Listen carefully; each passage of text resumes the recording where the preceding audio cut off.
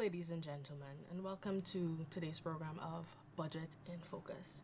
I am Kippany Jordan, Public Relations Officer with the Ministry of Local Government and Regional Development.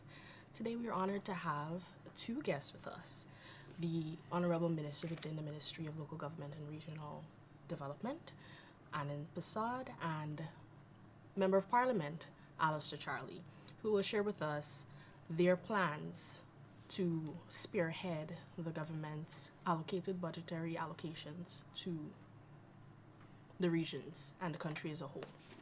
So without further ado, let me hand you over to the two ministers, the two members of parliament, the Honorable Minister and MP, who brings with them a wealth of experience with the Guyanese population at the grassroots level. So before we go further, I would like to go ahead and start asking you some questions so that we would be able to find out what really we're going to be doing with the money for local government. All right, so we'll start with Minister Anand Prasad. Minister, can you give us a quick overview of how exactly communities are going to benefit from this year's budget? Well, thank you very much, Ms. Moderator. And good evening, good afternoon, good morning to our viewers and listeners across this beautiful land of ours we call Guyana. This 2024 national budget is meticulously and strategically designed to bring prosperity to every citizen in all 10 regions of this country. Guyanese will continue to witness an unprecedented economic growth in every sector in a rapidly transformed new and modern Guyana. This PPP government has demonstrated its vision and leadership in ensuring a plan of action to attract private investment, improve infrastructure and social services, provide and improve the lives of the Guyanese people. The local government sector will see $103 billion injected into the ministry across the 10 regions in 2024. Guyanese will witness the continued transformation and strengthening of the 80 local government organs with increased subventions. All right. Thank you very much for sharing that information. So, from the regional aspect, Mr. Charlie, can you give us a little bit of info on how we plan to spend that money? Well, from the Ministry of Local Government and Regional Development's perspective in terms of the budgetary allocation, the ministry plans to undertake major projects that would enhance the lives and livelihood of the citizens across the 10 administrative regions. I will just give you some of the major projects that will be undertaken in 2024. Region 1, construction of 3 bridges from Wanaina to Wauna, construction of bridge and timber revetment at Burima End, Access Road, rehabilitation of Moraika Bay Road. Electrical grid at Rincon in Maruka, construction of Health Hut at Tobago, Bamboo, Aranca, Eyelash Triangle, and Wanakai. Construction of living quarters at Mabruma Hospital. We also have in Region 2, rehabilitation of Boathouse at Charity, upgrading of Access Dam at Devonshire Castle, phase. Upgrading of Muscle Street, Joanna Cecilia, Barberman Street, Henrietta, construction of Farmers Wharf at Charity, construction of new schools at Mainstay, Lake Primary and Tapakuma Lake Nursery, and rehabilitation of Oscar Joseph District Hospital in Charity. In Region 3, we have construction of revetment at Hague and Kingston Coker, Leg 1, construction of RC Bridge at Hague, rehabilitation of bridge at Schoonhoven and Carrier. In Region 4, construction of revetment at Mahaika and Enmore, construction of timber sluice door at Boxton, construction of bridges at Second Cross Street, Mahaica, construction of bridge at LBI Primary, extension of Yarrow Cabra Nursery, extension of the northern wing of a two-story building at Annandale Secondary School, construction of nursery school at Fowles, extension of pharmacy and dressing room at Melanie Health Center, and remodel of building at Enterprise to create ultrasound rooms and waiting area. Region 5, construction of Farm to Market Road along the Hope Branch Road, upgrading of 3rd Cross Street at Hope, James Street, Hope Town, Middle Walk, and Drain Armdale. Construction of a single flat building at Hope Town, practical industrial center, construction of a resource center at Fort Wellington. Major rehabilitation will be done at Rosignol Primary School extension to number 8 Secondary School in Region 6. We will see the extension of the Amerindian Hostel at Stanley Town, rehabilitation of Mebikuri Cattle Bridge, construction of a library at Siparuta Primary, construction of an information technology room at Oriella Primary, rehab of Lakaba Primary, and 130-seater bus for Black Bush. Construction of medics quarters at Pectanca Health Center, and the purchase of an ambulance. In Region 7, one of our hinterland regions, we will see the construction and installation of a fuel storage system, completion of the road at Hydebarabo Hill in Bartica, construction of bridges at Cartabo Access Road, construction of drainage defense in Batavia and by the Rabo, extension of rehab of Wallaking Primary, construction of female dormitory at DC Caesar Secondary School in Warramadong, construction of teachers' quarters at 72 miles, 2 water systems at Kako and St. Martin Isano. Region 8, again, one of our hinterland regions. We will see the construction of staff quarters at Kato, construction of primary school at Coribong and Red Creek, Kato, Penac, Canapang, construction of teachers' quarters at Coribong, Potaro, Penac, Canapang, and Red Creek. Kato, construction of secondary school, Monkey Mountain. In Region 9, that's the region I'm from, construction of concrete and wooden bridges at Baitoon. Construction of a section of Oweta Road with asphaltic concrete in North Rupununi. Provision of water network at Paipang in South Pacaraimos, also Tiger Pond. Upgrading of Shulinab health facilities in South Central and Aishalton District Hospital in Deep South, and also the purchase of an ambulance for Aishalton. To conclude, Kipani, Region 10, the ministry will undertake the rehabilitation of bridge at Dalawala, rehab of creek roads at South Amelia's Ward, Lewis Street, West Rock, and upgrading of roads at the Community Center Road, Central Amelia's Ward. Success Avenue, Linden, upgrade of Well Road at South Amelia's Ward, Phase 2, Redwood Crescent, upgrade of drainage system at and associated structures at Sharon George Road, Purple Heart Street, Mackenzie and Planker Road, Wismer, that's in the Wismer area. Provision of communal pasture at Aichuni and Kokwani, and provision of a cassava processing facility outfitted with solar systems for Rockstone. And this is just some of the major projects the Ministry of Local Government and Regional Development will be undertaking across the 10 administrative regions of Guyana.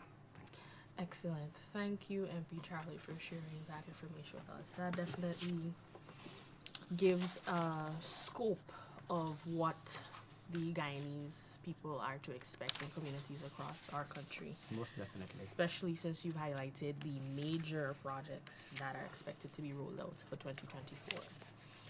All right, so this question is directed for you, Minister Prasad. Looking back at where the ministry started in 2020, right? how do you see this tangibility translating into thriving communities and an improved quality of life for all? Kipney, just let me say to you and the viewers, the reason why I worked with my parliamentary colleague, Charlie, because some of those names of villages in the hinterland, I would have made a disaster out of it, especially with the pronunciation. So thank you very much, Kama Charlie. You're always welcome, Minister. The PPPC government left office in 2015 with solid evidence of being the most successful government at the time, with solid economic plans and projects. The PPPC government won the 2020 general and regional elections after a massive failure and mismanagement of the APNU AFC-led government. The country regressed into a state of hopelessness, and the gains made prior to 2015 disappeared after the APNU AFC imposed bad policies, incompetence, and corruption on the Guyanese populace. For 2020, it was simply a rebuilding process for each and every sector across the country. Every national budget since 2020 was carefully and strategically crafted to deliver prosperity to every citizen in the 10 administrative regions of Guyana. Guyanese saw hope restored to this country, and every citizen has witnessed unprecedented economic growth in every sector, in a rapidly transformed new and modern Guyana. This PPPC government has demonstrated its vision and leadership in ensuring a plan of action to attract private investment, improving infrastructure and social services, and providing opportunities and improving the lives of all Guyanese through the creation of jobs and the creation of opportunities for all to grow and enjoy a comfortable life personally. Great, great. That would definitely bring us to the next question. I know the ministry has been administering the 10-day worker program. Based on your projections, how many persons are likely to benefit this year, and at what cost? I know the ministry, well, when I say the Ministry of Local Government and Regional Development, has been administering the 10-day program, which is being rolled out as a pathway program, based on your projections. Well, not your projections, but last year, 2023, we saw in excess of 15,000 persons across this country benefiting from that grant. I'm pretty sure, if my memory serves me correctly, $10 billion put aside for in 2024.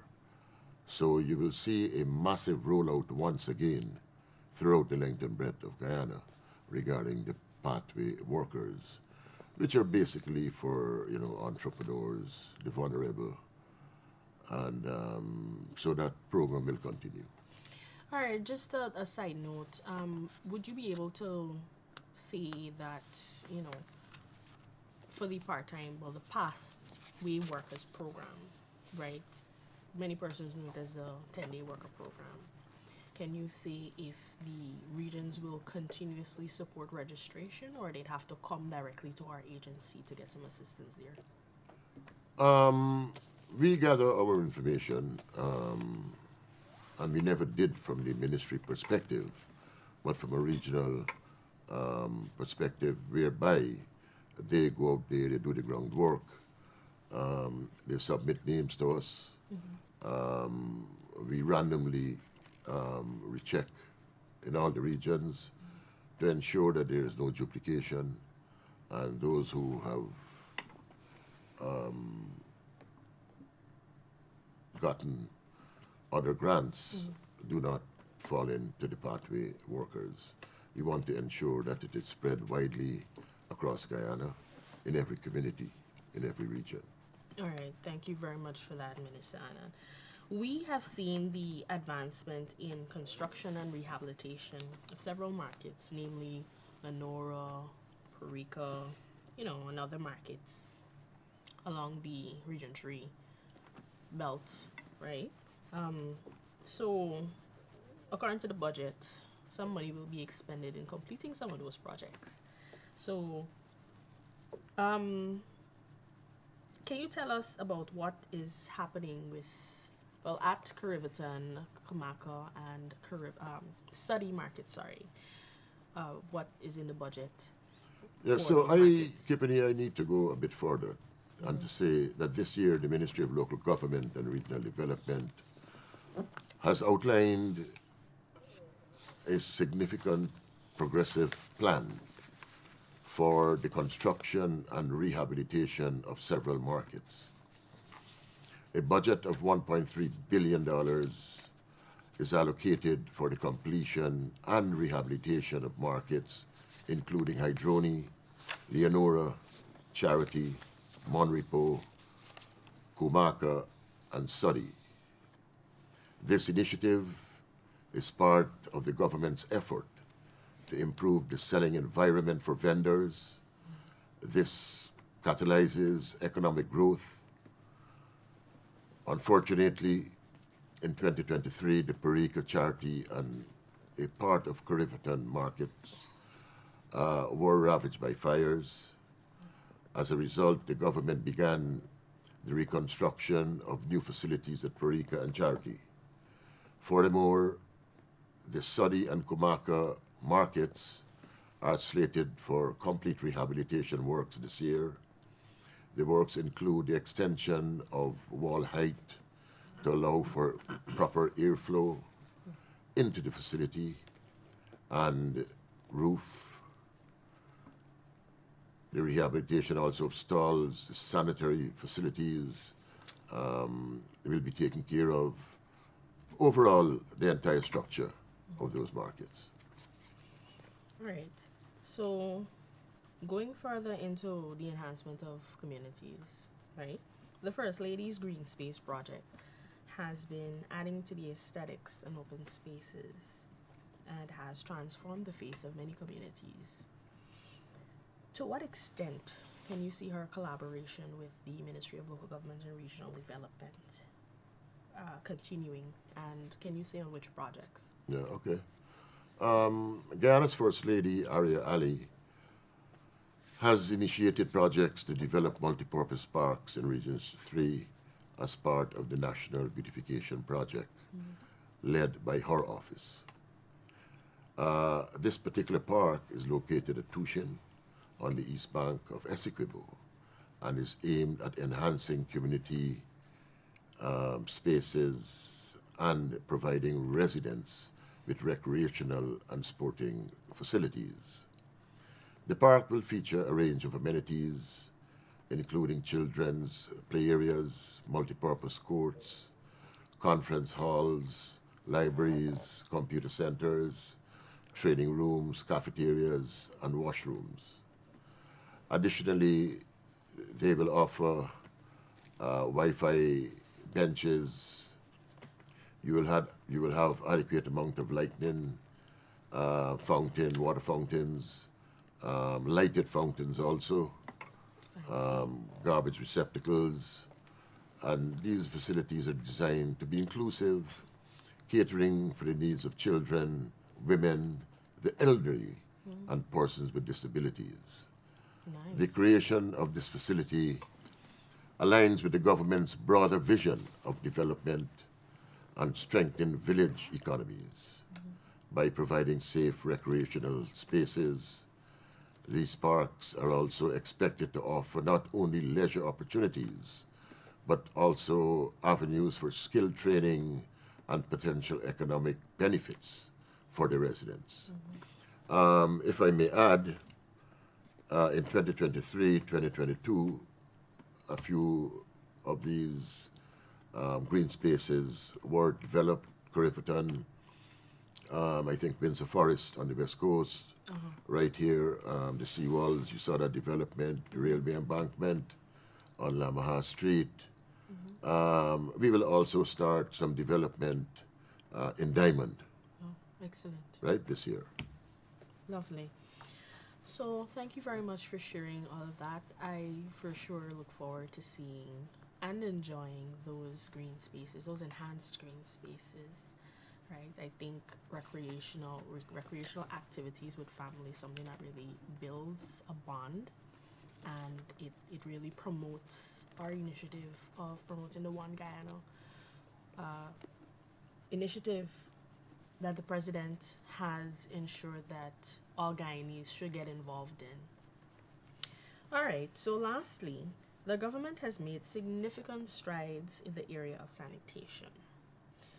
What is the current situation at the landfills across the country, and what improvements will be seen in the coming months? So I will not hide behind the screen. Garbage is a huge issue in Guyana. And we at the local government ministry very shortly will come up with a comprehensive plan. And this plan includes the education of starting from the schools into the homes of the proper disposal of garbage. The wanton dumping of garbage on the roadside, in alleyways, on parapets. You will see wardens patrolling certain areas, taking photographs of persons, and then get the municipalities, the NDCs involved, along with the police, to ensure that these people are charged, placed before the courts. Hopefully, that will start the process of people realizing that they must have a garbage bag in their car or some receptacle. If you're on the road, you're walking, dispose of your chicken box or plastic bottle in the allotted bin along the streets. If not, you're going to bear the consequences. But you will see this year the development of quite a number of landfill sites in Region 6 and Region 5, all across the length and breadth of Guyana. You will see improved facilities at Higgs Bosch, which basically caters for Georgetown and its environs. Some of those works have already started, but the completion will take place by the half of 2024. And here again, I want to urge our citizens to please adhere to rules and dispose of your garbage responsibly.